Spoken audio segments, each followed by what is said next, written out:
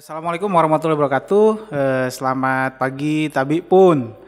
Rekan mahasiswa sekalian, hari ini kita akan membahas bab tujuan dan fungsi negara. Ya, tentu materi ini saya sajikan berdasarkan sumber buku ajar yang dibuat oleh dosen bagian. Jadi silakan nanti Anda explore lebih lanjut dalam buku ajar atau dalam jurnal-jurnal artikel ilmiah terkait dengan materi hari ini. Karena memang yang saya sampaikan hanya berupa tulang-tulangnya saja gitu ya. Artinya untuk dagingnya silahkan Anda tambahkan sendiri. Oke, berbicara soal tujuan dan fungsi negara, kita akan membicarakan dulu aspek terminologisnya.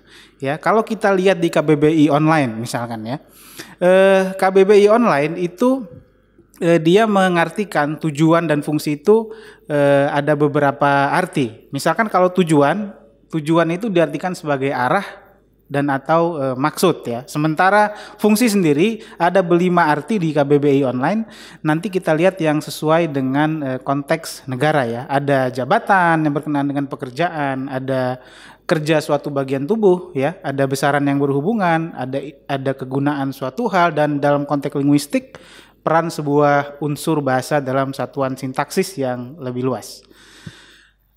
Dari aspek berkaitan dengan negaranya, kita akan lihat ini saya bagi ya dikotomi sebelah kiri dan kanan. Kiri berbicara soal fungsinya dan yang kanan berbicara soal fungsi dan yang kiri berbicara soal tujuan. Artinya tujuan itu dia mengutamakan adanya sasaran yang hendak dicapai yang sebelumnya sudah dijelaskan. Kemudian tujuan juga menunjukkan dunia cita, yakni suasana ideal yang harus dijelmakan. Dan juga tujuan menjadi ide yang statis manakala ia sudah ditetapkan, dan tujuan juga bersifat abstrak dan ideal. Ini sangat berbeda dengan fungsi ya. Fungsi menunjukkan keadaan gerak, aktivitas, dan termasuk dalam suasana kenyataan.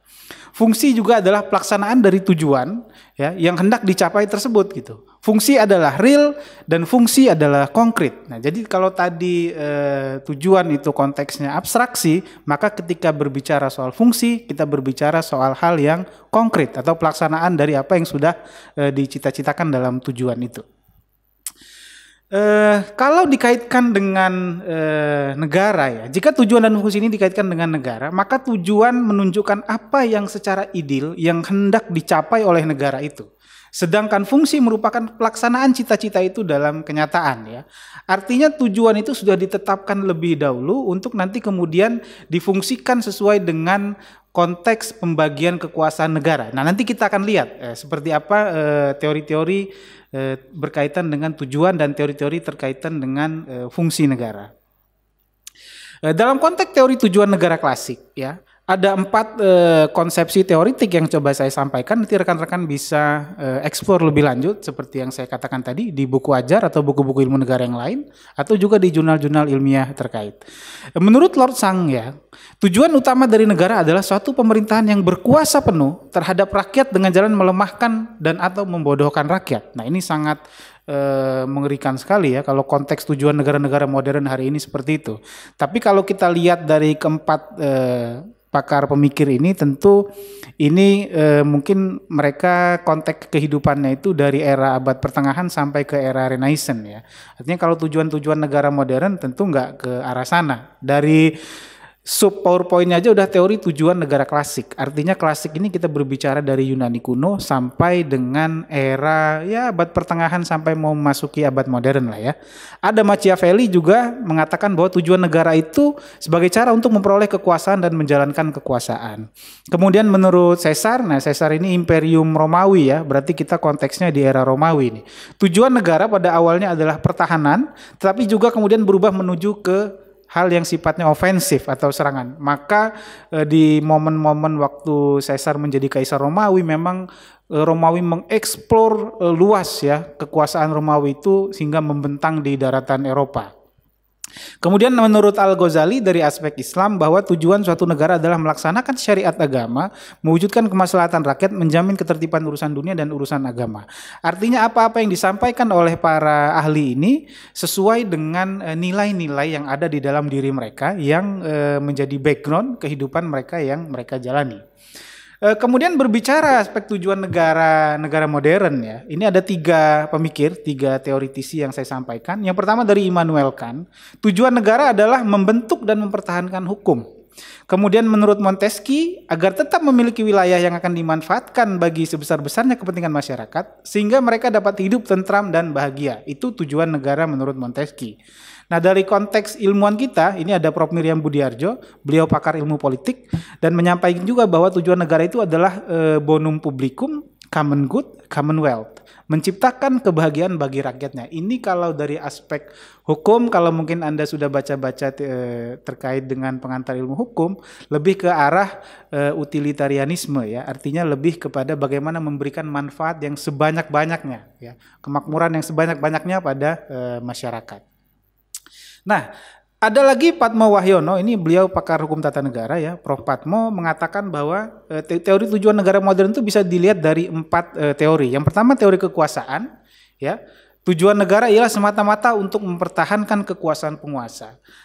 Kemudian ada teori kemakmuran negara atau etatisme. Menurut teori ini pusat segala kehidupan ada pada negara karena itu yang paling penting adalah negara itu sendiri. Jadi negara itu adalah tujuan itu sendiri dan bukan alat untuk mencapai kemakmuran rakyat. Selanjutnya, teori kemakmuran individu. Menurut teori ini, tujuan negara hanya dapat dicapai melalui kebebasan individu HAM yang dijamin dalam undang-undang. Jadi ada kebebasan sepenuhnya untuk mencapai kemakmuran tanpa memperhatikan yang tidak mampu. Nah, ini lebih cenderung pada konteks negara-negara Eropa yang hari ini berlaku ya. Ini mungkin teori kemakmuran individu ini yang lebih diutamakan di sana. Yang terakhir, teori kemakmuran rakyat. Menurut teori ini, negara bertujuan untuk kemakmuran rakyat yang harus dicapai secara adil. Jadi dari segi tujuan negara, tipe negara yang diidealkan adalah tipe negara hukum atau material social service state. Yang hari ini tentu kita kenal secara mainstream negara hukum itu ada 2, negara hukum Restat dan negara hukum rule of law. Meskipun para ahli juga kemudian mengkategorisasi kita sebagai negara hukum yang muncul sendiri ya, yang punya karakter khas dengan karakter Pancasila, kita negara hukum Pancasila. Nah, sekarang berbicara soal fungsi. Tadi kita sudah berbicara soal tujuan, hal yang sudah ditaruh di awal dan akan diwujudkan dengan menggunakan fungsi negara. John Locke ya mengajukan 3 fungsi negara dengan memperhatikan pihak yang memerintah dan pihak yang diperintah sebagai berikut. Yang pertama fungsi legislatif, yaitu fungsi untuk membuat undang-undang.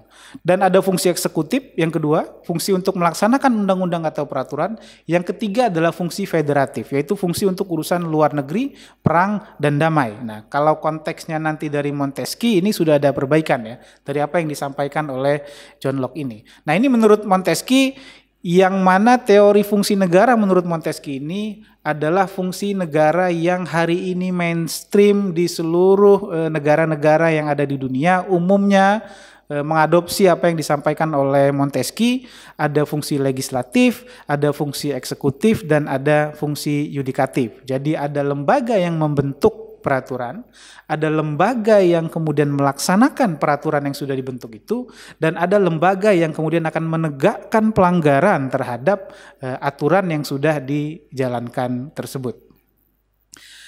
Ada juga fungsi negara menurut Van Vollenhoven. Ini ada 4 ya yang dikenal istilahnya dengan catur praja. Vollenhoven mengatakan bahwa fungsi negara itu yang pertama fungsi perundang-undangan, dan ada fungsi pemerintahan, yang ketiga fungsi kehakiman, dan keempat fungsi kepolisian. Nah, jadi kalau kita bandingkan dengan Montesquieu tadi, Vollenhoven memisahkan antara konteks pemerintahan dan kepolisian. Kalau kita bandingkan ke negara kita kan tentu kepolisian itu masuk ke ranahnya eksekutif ya.